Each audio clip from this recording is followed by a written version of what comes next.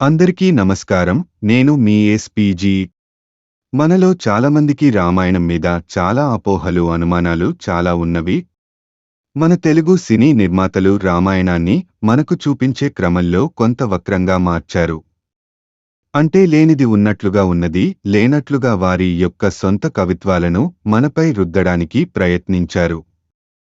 అందుకే మీ ముందుకి శ్రీ వాల్మీకి మహర్షి గారు రచించిన సంపూర్ణ రామాయణం పుస్తకాన్ని ఆధారంగా చేసుకుని నిజమైన రామాయణాన్ని ఒక అక్షరం కూడా మార్చకుండా భావితరాలకు డాక్యుమెంటెడ్ ఎవిడెన్స్ గా ఉండాలని నేను యూట్యూబ్లో ఆడియో రూపంలో అప్లోడ్ చేయాలని సంకల్పించాను.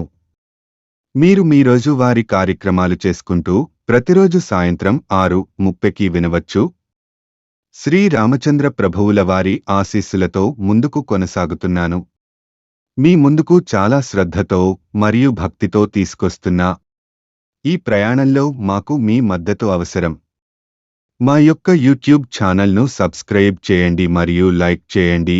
మీ మద్దతు నా కంటెంట్ నిర్మాణాన్ని మరియు మరిన్ని వీడియోలు చేసేందుకు ప్రేరేపిస్తుంది.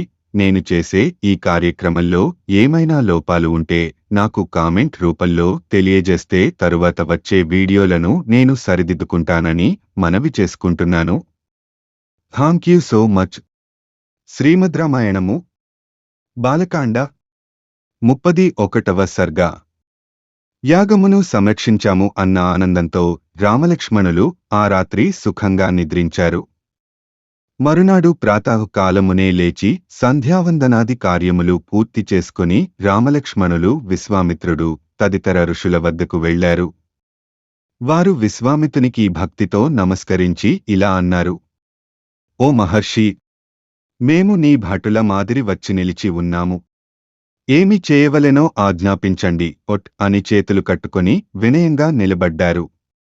వారిని చూచిన మహర్షులు విశ్వామిత్రుని అనుమతితో ఇలా అన్నారు: ఓ రామ, మిథిలాధిపతి అయిన జనక మహారాజు ఒక యజ్ఞము చేయుచున్నాడు. మేము అందరము ఆ యజ్ఞమునకు పోవుచున్నాము.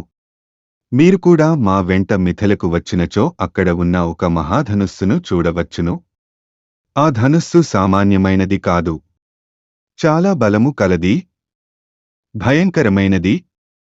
ఆ ధనుస్సును పూర్వము యజ్ఞములో దేవతలు జనకునికి ఇచ్చారు. దానిని దేవతలు, గంధర్వులు, అసురులు, రాక్షసులు ఎవరు కూడా ఎత్తలేరు, ఎక్కుపెట్టలేరు.